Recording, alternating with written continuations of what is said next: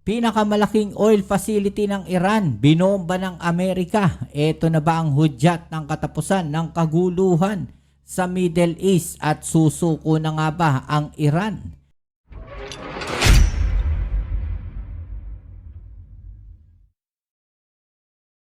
Yan po ang ating alamin ngayon at pag-uusapan, pero syempre bago ang lahat, please don't forget to subscribe, like, share at comment dyan sa comment section. Okay, so ito pag-usapan natin mga kababayan, no, dahil meron pong isang malaking hakbang ang naginawa ang Amerika mga kababayan, at ito po no ay ang pagbomba nila sa pinakamalaking supply po ng Iran, no, ng 90% po ng oil na supply ng Iran ay nandiyan po sa Kharg Island, na kung saan ay binomba po no ng Amerika.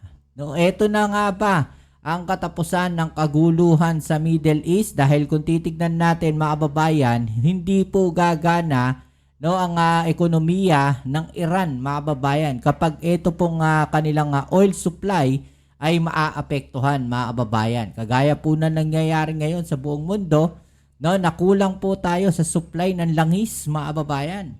No, at talaga namang apektado po ang buong mundo no sa nangyayari na to dahil hinarangan nga po ng Iran yung Hormuz mga kababayan. Okay, so ito panoorin natin itong balita na to at ating pag-usapan mga kababayan. Ano nga ba ang magiging epekto nito no sa kaguluhan diyan po sa Middle East? Alright, let's go. Binomba ng pwersa ng Amerika ang Kharg Island sa Iran. Ito ang kinumpirma ni US President Donald Trump na aniya ay ang... Sabi po dito mga kababayan, moments ago at any direction, the United States Central Command executed one of the most powerful bombing raids in the history of the Middle East mga kababayan. Ito daw po ang isa sa pinakamalaking bombing raids na nangyari diyan daw po sa Middle East, and totally obliterated every military target in Iran's crown jewel, Kharg Island mga babayan. Pag sinabi natin crown jewel mga babayan, ito po ay isa sa pinakamahalagang bagay no diyan po sa Iran, sa bansang Iran. No, dahil imaginein po natin 90% po ng oil supply nila ay nandiyan po sa Kharg Island, at yan po no ay nadali ng pambobomba ng Amerika. Kaya malaki po ang magiging epekto niyan dito sa Iran. No? Ito nga ba ang magiging hudyat no o para sumuko po ang Iran, o ito ang isang magiging hudyat para mas lalong magalit po ang Iran mga kababayan at gumawa no ng mas malawakang pag-atake o opensiba laban po sa Amerika? Ang pinakamatinding pambobomba na nagawa sa kasaysayan ng gyera sa gitnang silangan. Kasunod ito ng pagkumpirma naman ni Air Force General Dan Kane ng isang malawakang pag-atake na ginawa ng US Central Command. Today will be our heaviest day of kinetic fires across the operating area. CENTCOM continues to attack ballistic missile and drone capabilities so that they are no longer a threat to U.S. forces, our bases, or our partners. Kasunod nito, inaasahan ng US na tuluyan ng mapipilayan ang pwersa ng Iran.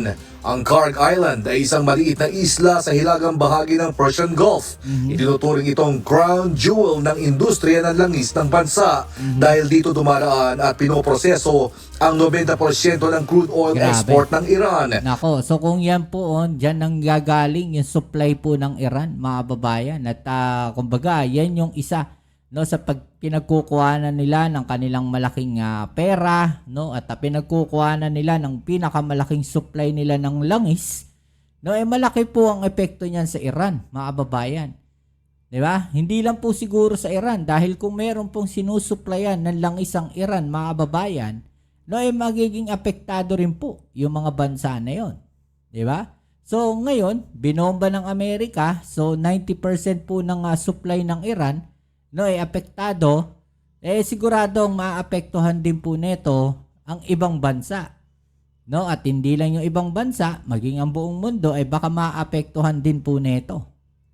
At 2% ng pandaigdigang supply ng langis. Diba? 20% po no, ng pandaigdigang supply ng langis ang apektado. So medyo malaki po yun mga kababayan. Imagine ninyo, 20% po world supply po ng langis ay apektado po. So, posibleng hindi bumaba talaga ang presyo ng langis pa sa ngayon. Kung bababa man, konti lang yan dahil medyo apektado po yung 20% eh. Bago ang gyera sa Middle East, ang Kharg Island ay nagsusupply ng 3 milyong bariles ng langis sa isang araw. Ayon sa pahayag ni Trump, hindi nila lubusang winasak ang nasabing pasilidad kundi isang banta. Subalit kung magpapatuloy ang Iran sa pag-antala sa pagdaan ng langis sa Strait of Hormuz, posibleng magbago ang kanyang desisyon. Okay, so sabi mga babayan, hindi po tinalim ng tuluyan o hindi ho sinira ng tuluyan ng Amerika, no, yan pong Kharg Island o yung supply po ng langis ng Iran. Kasi imagine ninyo, 20% po ng langis ng buong mundo ay apektado.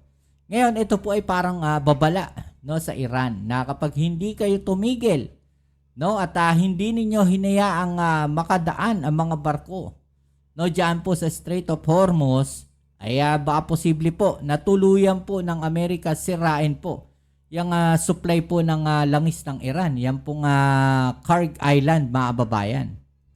At tuluyan itong pasabugin.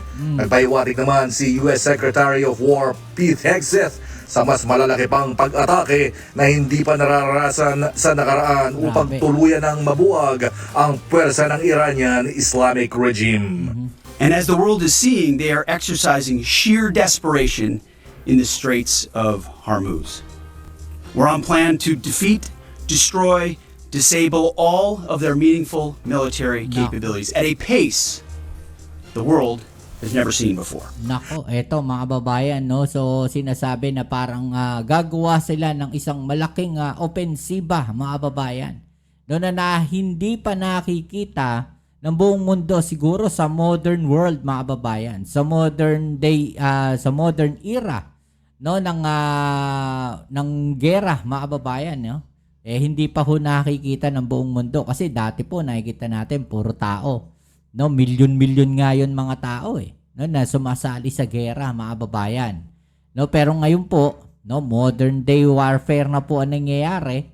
So siguro itong gagawin ng Amerika ang isa sa pinakamalaki, no, na pag-atake, no, sa buong mundo in modern day warfare. Okay? James Montuya. Okay, so ito pa karagdagan, mga babayan, para mas marami tayong informasyon na makuha. Binomba ng Amerika ang itinuturing na Forbidden Island ng Iran, kung saan inilalagak ang malaking porsyento ng oil export nito. Habang nung So yan pa pala yung pinakamalaking oil export na nila.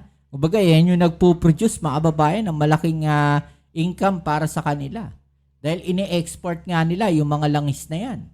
So malaki talaga epekto niyan sa ekonomiya po ng Iran.